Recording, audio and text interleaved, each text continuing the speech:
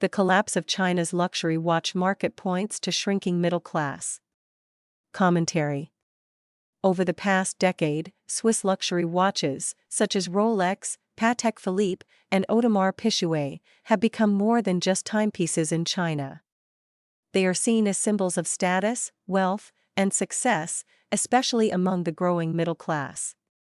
However, this perception is changing. On the pre-owned market, once hyped models have plunged in value this year. The Rolex Green Daytona, for instance, dropped from 1.2 million yuan at its peak to 410,000 yuan. Patek Philippe's popular models now sell for less than their original prices, yet still fail to attract much interest. The Audemars Piguet Royal Oak, which once sold for 3.85 million yuan, now sells for around 2.35 million yuan, meaning sellers could lose more than 1 million yuan on a single deal. This sharp drop reflects a deeper problem, the weakening of China's middle class. For this group, speculative optimism has come to an end, and showing off wealth is no longer a top priority. Middle-class stress.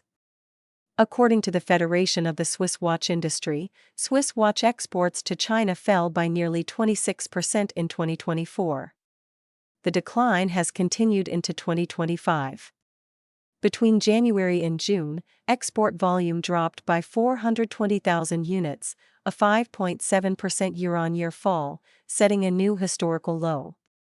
In high-end shopping malls across Beijing and Shanghai, the transformation is evident. The exhibition-only signs have vanished, wait lists have disappeared, and display cases are now fully stocked. This collapse is more than a demand issue.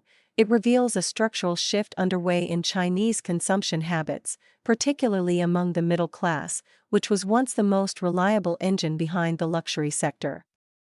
China's middle class, defined by the National Bureau of Statistics as having annual incomes between 100,000 yuan and 500,000 yuan, has been the backbone of luxury sales. But as economic momentum slows and uncertainty rises, this group is facing intense pressure on multiple fronts. On the one hand, income growth is faltering. Chinese state media outlet Economic Observer reported that 11 of the 24 A-share listed securities companies implemented varying degrees of pay cuts and reductions in year-end bonuses in 2024. Compared to 2021 levels, 2 companies have cut salaries by more than 40%, and 4 others have cut salaries by more than 30%. At the same time, household balance sheets are deteriorating. Since 2021, property prices across China have declined by an average of 57%. In cities like Beijing and Shanghai, second-hand housing prices have dropped by 25 to 30%. With more than 70% of middle-class wealth tied to real estate, the shrinking asset base has triggered a significant contraction in wealth. By the end of 2024, the total debt of Chinese households was equal to 65.1% of the country's GDP, according to the National Institution for Finance and Development. In urban areas, the average household owed approximately 723,000 yuan, about 83% of which was tied up in home loans. At the same time, the average person had only 107,000 yuan in savings. With high debt and limited savings, it's no surprise that people are cutting back on non-essential spending first. According to a 2024 China Consumer Confidence Survey by U.S. management consulting firm Oliver Wyman, more than a third of respondents plan to cut back on leisure activities, while over half intended to reduce their shopping spending during international trips. The end of the watch as investment illusion. Luxury watches were once sold not just as products, but also as financial instruments.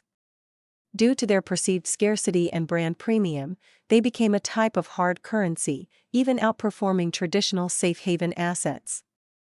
For instance, in 2020, in China, the Rolex Green Submariner sold for more than twice its retail price, and some Patek Philippe Nautilus models increased in value by over 200%. During the same period, gold rose by nearly 30% domestically, according to some estimates. These factors led to a mini-watch speculation boom between 2011 and 2021 in China. Some collectors took out consumer loans to purchase highly sought-after models and then resold them at a profit, a practice that reflected the broader speculative mindset common in China's asset markets. But after 2023, with the economy slowing and liquidity tightening, resale values in China's pre-owned watch market crashed. More than one-third of second-hand watches remained unsold for more than 6 months, and dealers often offered buyback prices 15 to 20% below market value. Wealthy individuals have since changed their investment choices. In 2024, demand for gold bars in China went up by 20%, and purchases of government bonds rose by a similar amount. Watches, once considered a means to preserve wealth, are now viewed as risky assets due to their illiquidity, depreciation, and oversupply. Changing trend. Meanwhile, smartwatches are gaining popularity. With integrated health tracking, messaging, and mobile payments, they offer practical features that traditional luxury watches can't match. In the first quarter of 2025, China's smartwatch shipments increased by 25.3% year-over-year, helping the country surpass North America as the world's largest premium smartwatch market. Beyond functionality, what people admire and spend money on is constantly changing. The previous generation of wealthy Chinese, including property magnates and coal barons, had a penchant for conspicuous consumption. Today's elite, particularly those in tech, healthcare, and clean energy, prefer more subtle assets, such as art or low-key investments. Younger consumers prize personalization, practicality, and value for money, viewing smartwatches as the new status symbol. A sobering reality after the myth. The idea that luxury watches could hold or grow in value was, in reality, an unsustainable hype, a bubble propped up by the illusion of scarcity, aggressive marketing, and speculative investment. Once supply caught up with demand and the middle class came under growing debt and financial pressure, that illusion quickly collapsed. The sharp decline in the luxury watch market signals more than just a downturn in the industry. It reflects a broader loss of consumer spending power and confidence in society.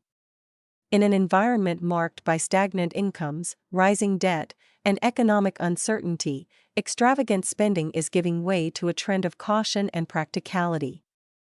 When social status loses its value, and paying off debt takes precedence over maintaining an image, the era of luxury consumption comes to an end.